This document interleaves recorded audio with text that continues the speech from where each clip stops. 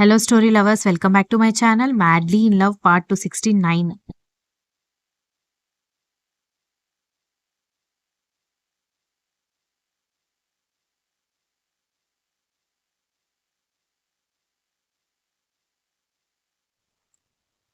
కావ్య దక్ష చేతులు పట్టుకొని చాలా థ్యాంక్స్ వదిన. ఒకవేళ నెక్లెస్ దొరకపోయినా కూడా నేను ఫీల్ అయ్యేదాన్ని కాదు. ఈ మాత్రం దానికి ఏడ్చావా అని కన్నీటి చారికలు ఎండిపోయి దక్ష చెంపల మీద కనిపిస్తూ ఉండడంతో ఆమె కన్నీళ్లు తుడిచింది కావ్య. దక్ష చిన్న స్మైల్ ఇచ్చింది కానీ అందులో జీవం లేకపోవడంతో కావ్య మిగిలిన వాళ్ళు కూడా ఏమీ మాట్లాడలేదు. ఫొటోస్ దిగుదాం రమ్మని కర్ణ పిలిచినా కూడా ఆమె రాకుండా రూమ్లోనే కూర్చుంటే అందరూ ఫొటోస్ దిగుతూ ఉండగా సాడెస్ట్ బాబు దక్ష దగ్గరికి వెళ్ళి ఆమె భుజం మీద చేయివేయగానే వెనక్కి తిరిగి చూసి గట్టిగా ఏడుస్తూ అతన్ని కౌగిలించుకుంది. ఆమె తల నిమురుతూ ఏమైందని ఏడుస్తున్నావని అడిగేసరికి నిజంగా నెక్లెస్ గురించి నాకేం తెలియదండి, మా వదిన అన్నట్టుగా నేను అది దాచిపెట్టుకోలేదు అనగానే హే స్టూపిడ్, ఎవరో ఏదో తలతిక్కగా వాగుతున్నారని అన్నీ నేను నమ్ముతానని ఎందుకనుకుంటున్నావు, ఎందుకు బాధపడుతున్నావు అని అడిగేసరికి అంతమందిలో వదిన నా పరువు తీసింది అని ఏడ్చింది దక్ష.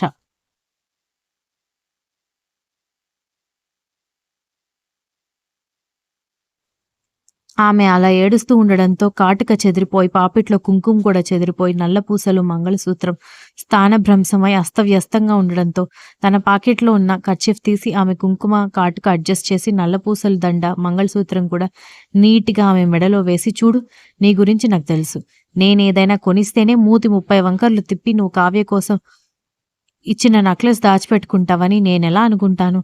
ఒకవేళ దాచిపెట్టుకున్నా ఎప్పుడో ఒకప్పుడు అది నువ్వు వేసుకోక తప్పదు. అప్పుడైనా మమ్మీ వాళ్ళు చూస్తారని నీకు తెలుసు. అలాంటి రిస్క్ తీసుకోవని కూడా నాకు తెలుసు అనగానే మీరు అర్థం చేసుకుంటారు కానీ అత్తయ్య వాళ్ళు నా గురించి ఏమనుకుంటున్నారో ఏంటో అని ఏడ్చింది దక్ష.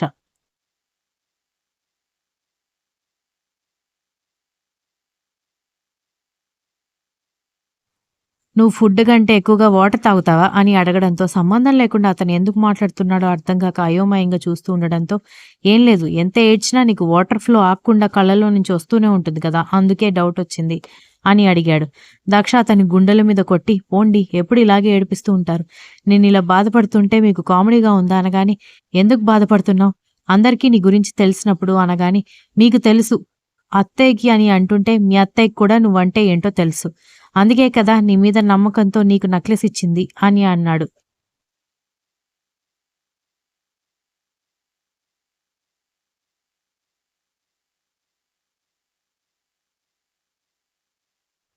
కానీ నా వల్ల కావడం లేదు, అవమానం తట్టుకోవడం అనగానే సరే అయితే అందరినీ వదిలేసి ఏదైనా ఐలాండ్కి వెళ్ళిపోదామా, అక్కడ నీకోసం పెద్ద బంగ్లా కట్టిస్తాను, 100 మంది పనివాళ్ళని పెడతాను, జడ వేయడానికి ఒకరు, కాళ్ళు నొక్కడానికి ఒకరు, చీర కట్టించడానికి ఒకరు, వదిలే చీర నేనే కడతాను అన్నాడు. ఆమె సిగ్గుపడుతూ అతని భుజం మీద ఒకటి పీకడంతో నవ్వేశావా, ఇక పద వెళ్దాం అనగాని లేదు, నేనెంతో అందంగా రెడీ అయ్యాను, కాటుక చెదిరిపోయి దయ్యంలాగా ఉన్నాను, నేను ఫోటో దిగను అనగాని అదేంటి దిక్కుండా ఎలా అనగాని ఇది ఎంగేజ్మెంటే కదా పెళ్లికి దిగుతానులే అని అంది.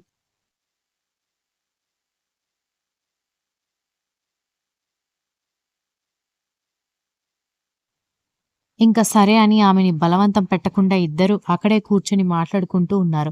ఎంగేజ్మెంట్ భోజనాలన్నీ అయిపోయిన తర్వాత అందరూ ఇంటికి చేరుకుంటే శాంభవి గదిలోకి వెళ్లి వెంటనే శాంభవి కాళ్ళు పట్టుకుంది దక్ష. వెనకే వచ్చిన శాడిస్ట్ బాబు అది చూసి అసహనంగా ఆమె చేయి పట్టుకుని ఇప్పుడే తప్పు చేసావని కాళ్ళు పట్టుకుని క్షమాపణ చెప్తున్నావు అని అడగడంతో శాంభవి కూడా అయోమయంగా చూసింది.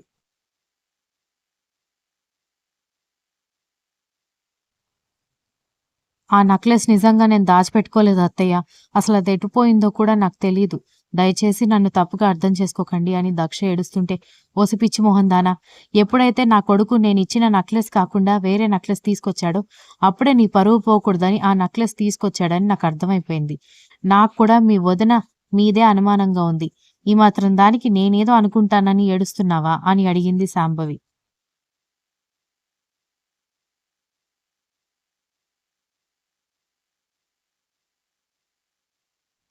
ప్రవీణ్ సౌజన్య చేయి పట్టుకుని అక్కడికి తీసుకొచ్చి, చూసావా నిన్న మొన్నటి వరకు మా చెల్లెల్ని భద్రశత్రువులాగా చూసిన ఆవిడ కూడా నా చెల్లెలి మీద ఎంత నమ్మకం పెట్టుకుందో, దాదాపు 3 ఏళ్ల నుంచి మా ఇంట్లో కోడలుగా ఉంటున్నావు, నీ మీద ఇసుమంత కూడా నమ్మకం గాని, అభిమానం గాని లేదు మా ఇంట్లో వాళ్ళకి. అభిమానం అంటే అలా పెంచుకోవాలి. ఆప్యాయత అంటే అలా పెంపొందించుకోవాలి అని చెప్పాడు వెటకారంగా. అనుకోకుండా ఎలా ఉంటారు అత్తయ్య? మీరే చెప్పండి. నెక్లెస్ పోయిందన్నప్పుడు ఫస్ట్ థాట్ మీ మైండ్‌లోకి ఏం వచ్చిందని దక్ష అడగడంతో కర్ణ దక్ష వైపు, వాళ్ళ అమ్మ వైపు చూస్తూ ఉంటే శాంభవి మోహన్ రామ వైపు చూసింది.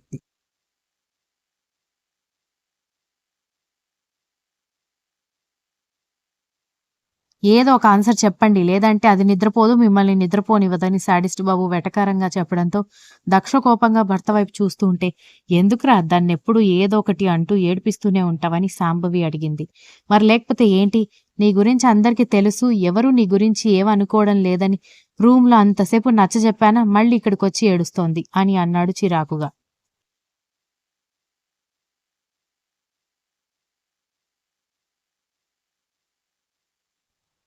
మీరుండండి మీకేం తెలియదు. నా బాధ నాకుంటుంది అని అంటూ దక్ష శాంభవి వైపు చూడ్డంతో నెక్లెస్ ఏమైపోయింది?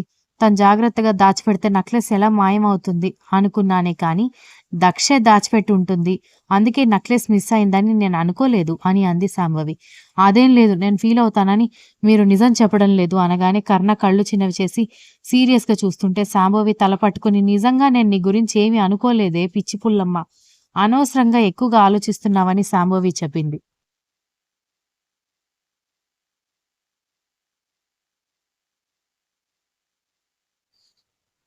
లేదు లేదు. మీరు నన్ను ఖచ్చితంగా తప్పుగా అనుకుంటున్నారు. ఆ నెక్లెస్ గురించి నాకు నిజంగా తెలీదు అత్తయ్య.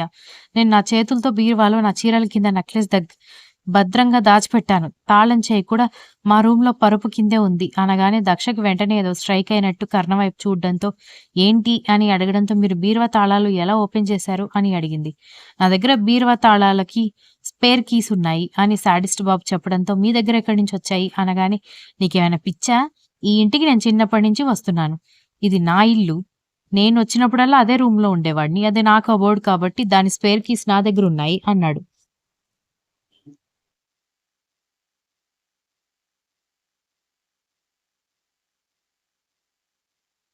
అయితే ఒకటి బీరువా తాళాలు నేను ఓపెన్ చేయాలి. లేదంటే స్పేర్ కీస్‌తో మీరు ఓపెన్ చేయాలి.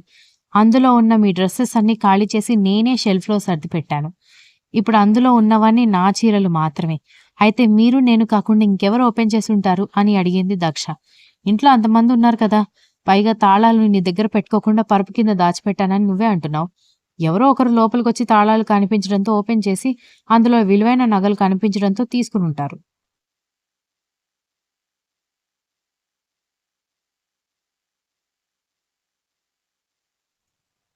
ఇప్పుడు ఎవరినడిగినా కూడా అదొక గోల. పైగా మనమే మన అతిథుల్ని అవమానించినట్టుగా ఉంటుంది.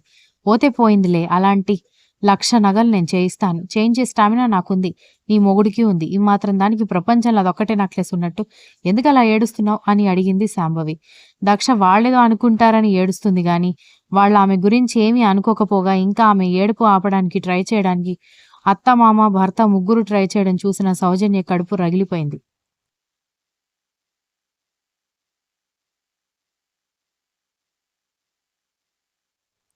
సౌజన్య కోపంగా ప్రవీణ్ వైపు చూడ్డంతో ప్రవీణ్ సౌజన్య చేతిని పట్టుకొని నాకెందుకో ఎంగేజ్‌మెంట్ జరిగినప్పటి నుంచి అక్కడ నువ్వు గొడవ చేసినప్పటి నుంచి నీ మీదే అనుమానంగా ఉంది.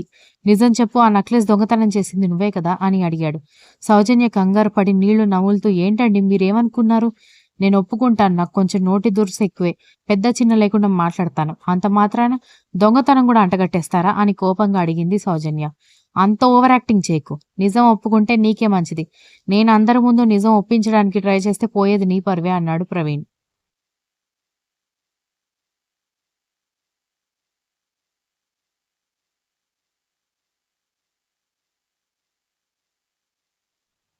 ఇక్కడ వీళ్ళందరికీ గొడవ ఇలా ఉంటే స్నేహ చేతులు పట్టుకుని మురళి గార్డెన్‌లోకి తీసుకొనెళ్ళడంతో ఏంటి అర్ధరాత్రి మధ్యల దరువులాగా నిద్రపోనివ్వకుండా ఇక్కడికి తీసుకొచ్చావు అని అడిగింది. విరాట్ బావగారికి, మీ అన్నయ్యకి మనిద్దరం పెళ్లి చేసుకోవాలనుకున్న విషయం మనం మాట్లాడుకోవడం తెలిసిపోయింది కదా! వాళ్ళేమనుకుంటున్నారో ఏంటో ఇంట్లో హడావిడి వల్ల బావ నన్ను నిలదీయడం కుదరలేదు కానీ, ఈ హడావిడి అయిపోయిన తర్వాత నేను బావని ఎలా ఫేస్ చేయాలో నాకు అర్థం కావడం లేదు అన్నాడు Murali. Continuous if you like the story please like, share, comment and don't forget to subscribe.